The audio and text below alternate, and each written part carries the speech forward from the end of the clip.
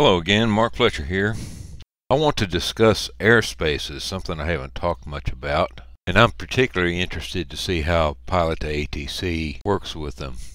Now there is some support for airspaces in Pilot2ATC, but it's not complete. It does allow us to seek and gain clearances into airports' airspaces, but there's no enforcement. It won't gripe at you if you fly into an airspace without getting clearance, and you won't get any nasty letters in the mail from the FAA. I actually think it's a pretty good implementation, as you can choose to worry or not worry about airspaces without having to set any configuration options. Today we're in a little airfield just north of Seattle, Tacoma, and we'll be making our way down to Olympia Regional. I chose this flight because it's a pretty good example of dealing with airspaces. This is Harvey Field, S43. It's a small untowered field with two parallel runways, one grass and one paved. Harvey is just above the Class Bravo space at Seattle Tacoma, and if we were to fly direct to Olympia, we would fly right through the heart of Seattle's Class Bravo. Not something we want to do. So taking a look at the sectional chart on SkyVector, I've put in Harvey Field S43 and I've put in Olympia Regional KOLM so you can see this magenta line. And this is Harvey up at the top, and as you can see it's just outside the Class Bravo space of Seattle Tacoma.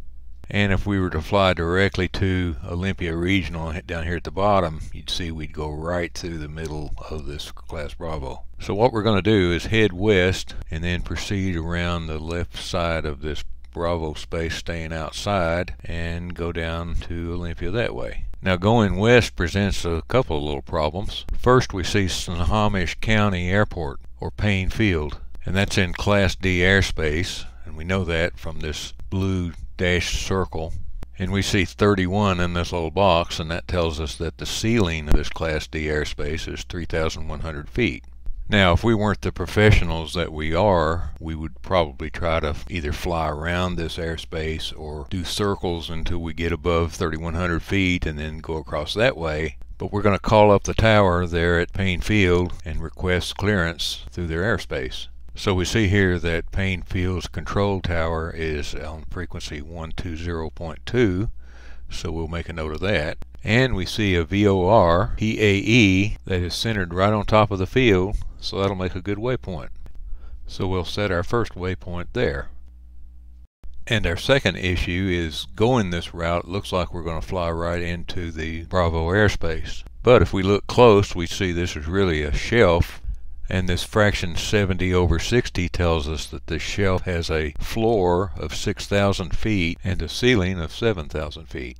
Now since we're flying VFR and we're flying west, that means that we need to be on even plus 500 altitudes, and since 6,500 would push us up into the Bravo, we'll want to choose 4,500. So now that we have our westbound route figured out, let's take a look at what needs to happen to turn south. Well, we see an airway, Victor 287, and it looks like it goes all the way down and into Olympia Regional. So all we need to do is find a way to hop onto the airway. And we see three promising intersections. Here's Diggin up here, but that looks a little far north. We have low fall, but that might run into our Bravo a little bit, so maybe Arpy. Arpy looks like a good choice. So with that, looks like we have a pretty good route that will keep us out of Seattle's Bravo space.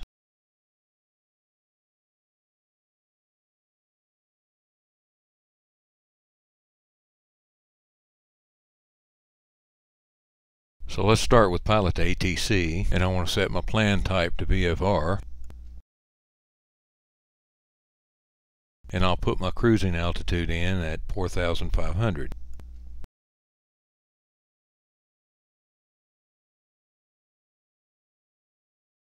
Then I'll enter Harvey Field as our first waypoint, S43, and our destination, Olympia Regional, KOLM.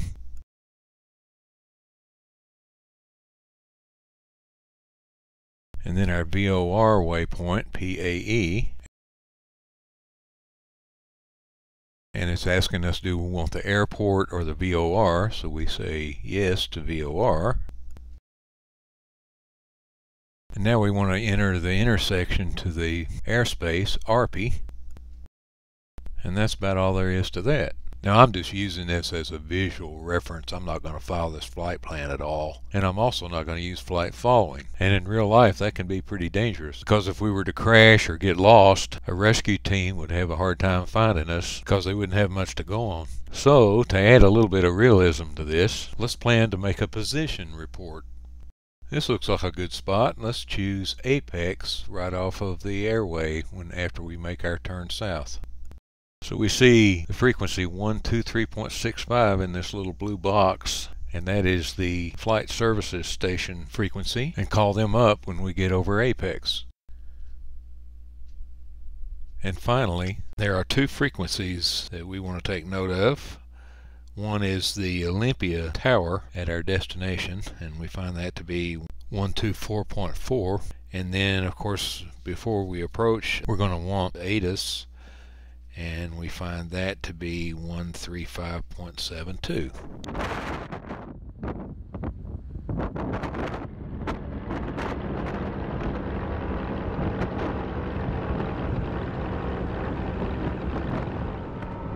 Okay, it's time now to set up the G1000 and bring up the flight plan. We already got Harvey there, so the next point we need to put in is the PAE VOR waypoint.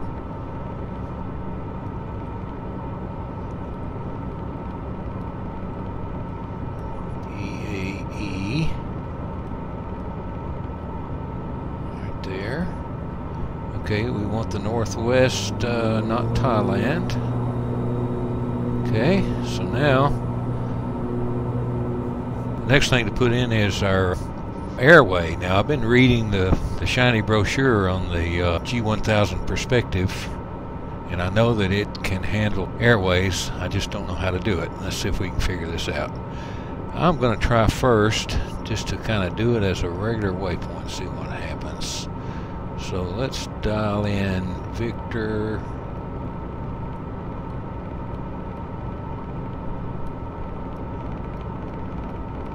to 8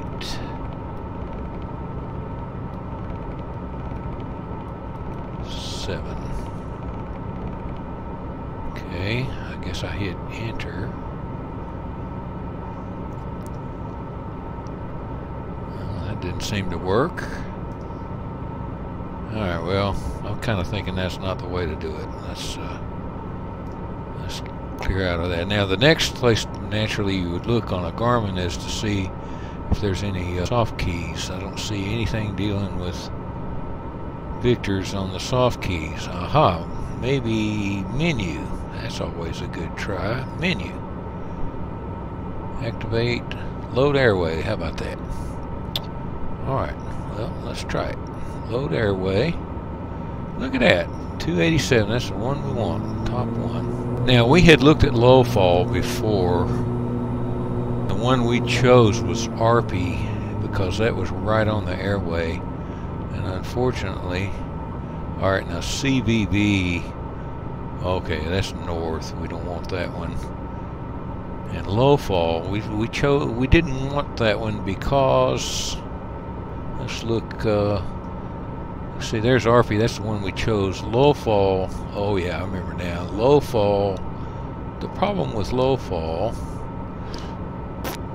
was that if you shoot a vector from low fall right here down to Olympia, it was getting too close to this airspace here.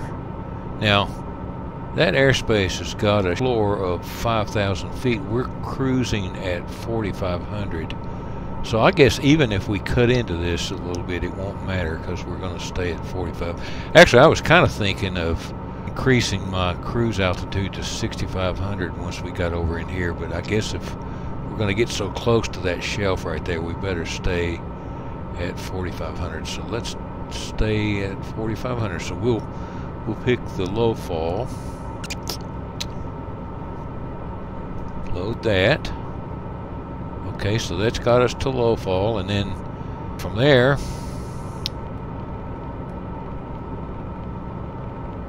we just go to Olympia. Okay.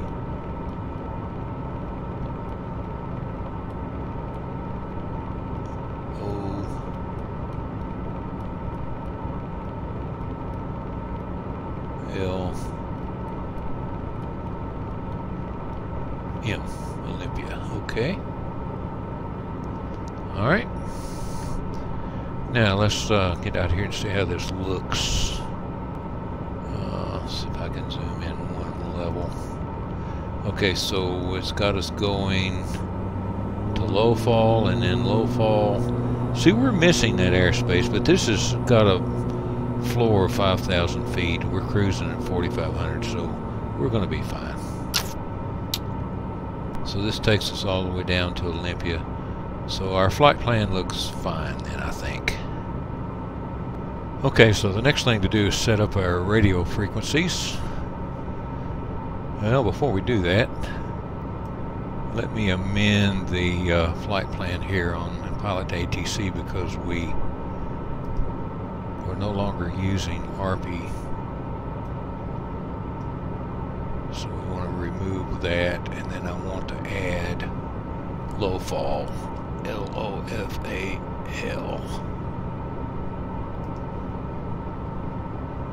Okay, so now that matches what we had in the Garmin. Okay, so now let's set up our radio frequencies. When we did our sectional work, we collected up all the frequencies that we're going to need, so it's just a matter now of entering them into our radios. And the Harvey CTAF is 123.0. Toggle that in to the active. We want the standby on COM1 to be the Payne Tower because we're going to need to get the Delta clearance from them, so we want 120.2 for that.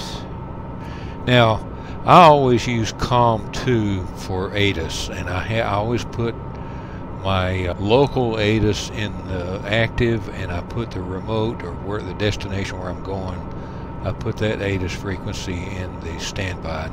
The local ATIS, the closest ATIS that we have is the Payne airfield, and that is 12865, and then the one down in Olympia is 13572. So that takes care of our radios. Okay, so the final setup is to preset our autopilot. The first thing I want to set is my altitude. So that's set to 4,500.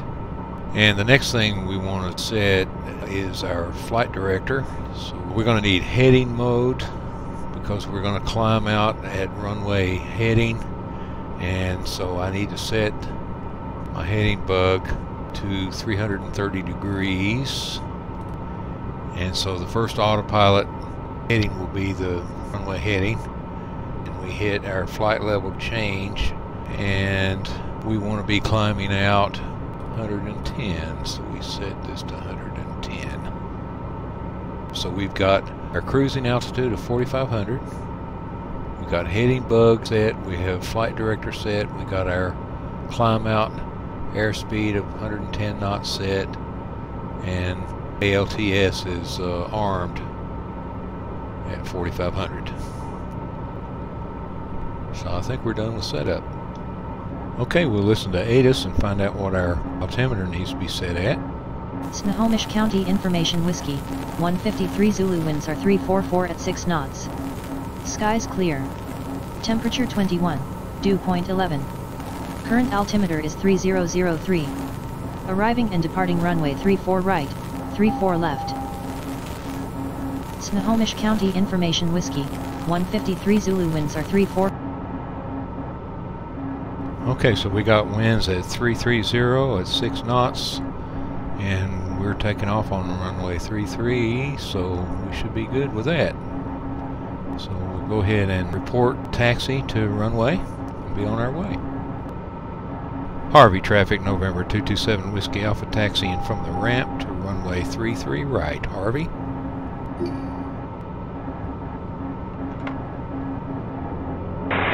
Midland traffic, Golf Echo Charlie Mike, we're at 206 Sunset, just northeast of the airport, 2,000 feet. We'll fly over midfield, join the left downwind for 34.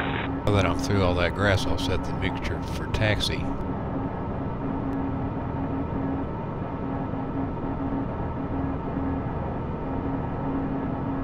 Pretty hard getting out of that grass.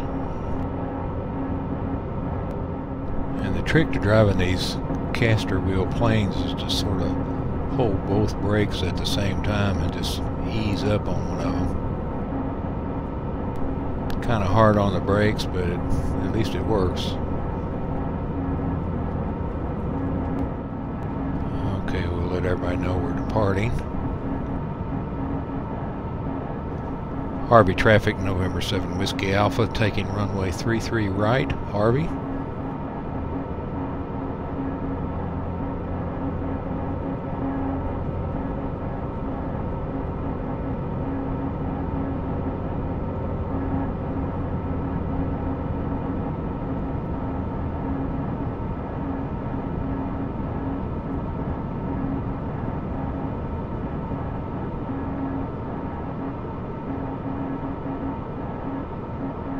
Okay, turn our landing light on.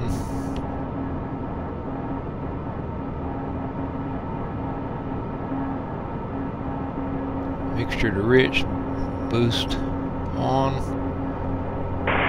Midland traffic, Golf Echo Charlie Mike, we're at 206 Sunset, just northeast of the airport, 2,000 feet. We'll fly over midfield, join the left downwind for 34.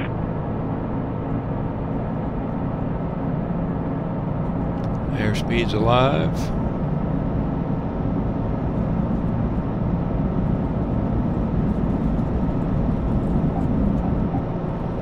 Rotation. Now I forgot to drop flaps, but the book says you can take off without flaps. I just proved that point.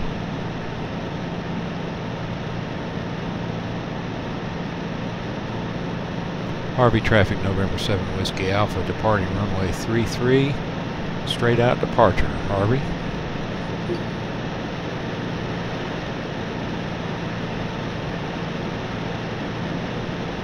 And we'll turn the autopilot on now.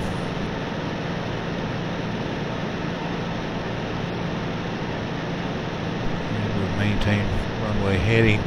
We're going just a little bit north of the Class Delta space, so I'm going to contact Payne Tower and get clearance into their airspace.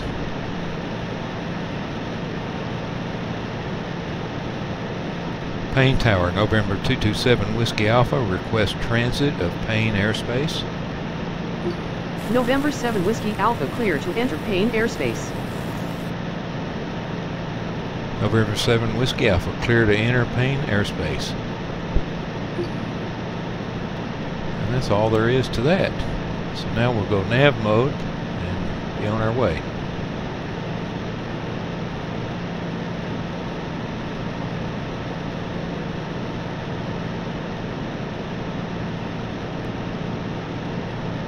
Canada 405, no ILS, too far in. 405, winds are calm, clear to land 24 in. Calm, clear to land 24 right, Canada 405.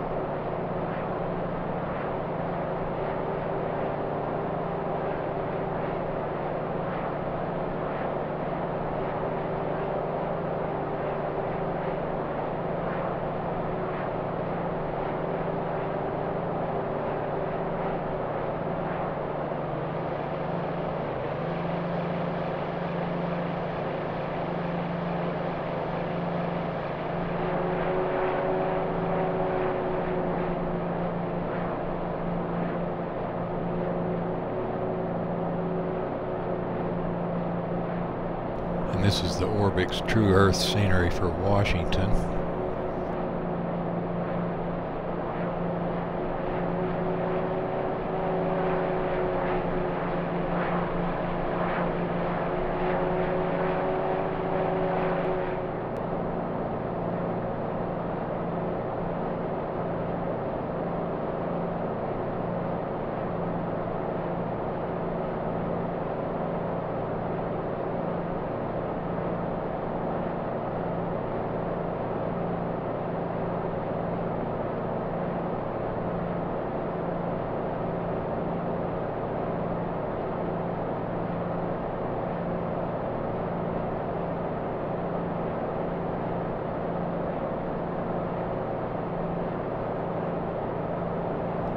So there's Payne Field.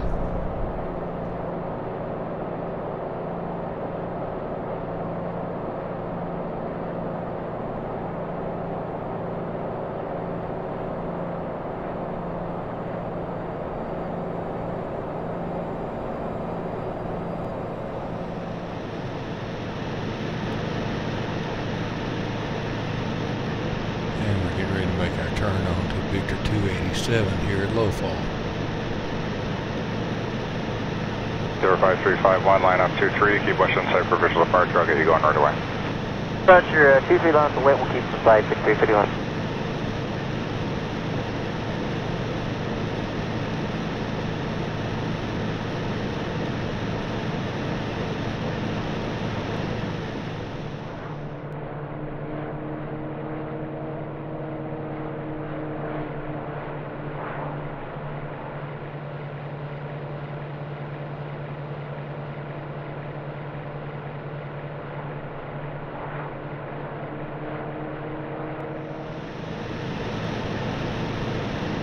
And pretty soon we want to make our position report to flight services, and we're going to do that down here at this apex field.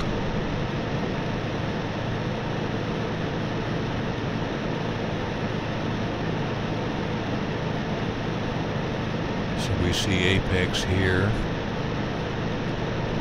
and the flight services, the nearest flight services is right there, 123.65. So I'm going to go ahead and enter that in my standby radio and be ready to make that call when we get up on top of apex here.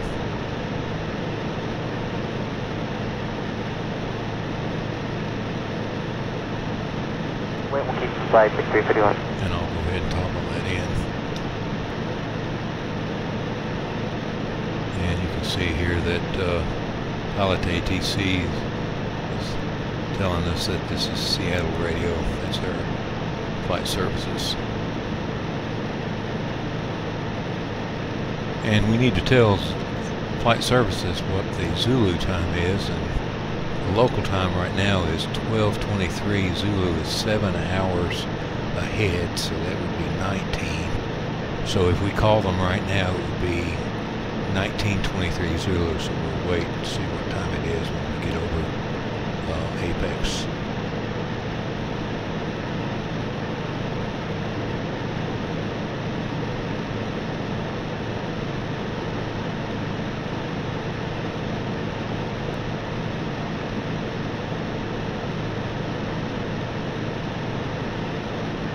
So as you can see, we're just about over apex. I'm going to tell them 8 Whiskey 5 instead of using apex. That should work better. So we'll go ahead and make that report.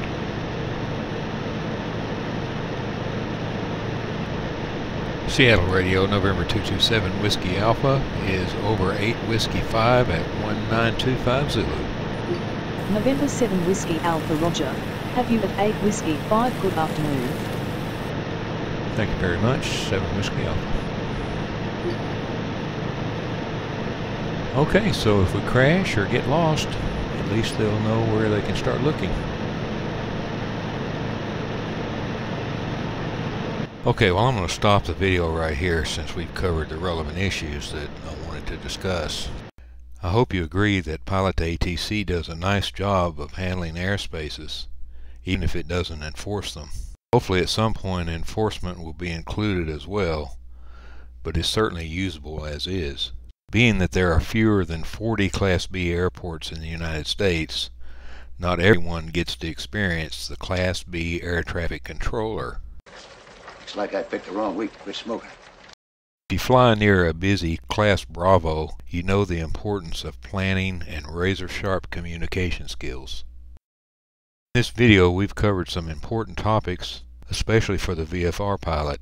I'm glad there's support for position reports in Pilot2ATC, as this is another important part of VFR flying.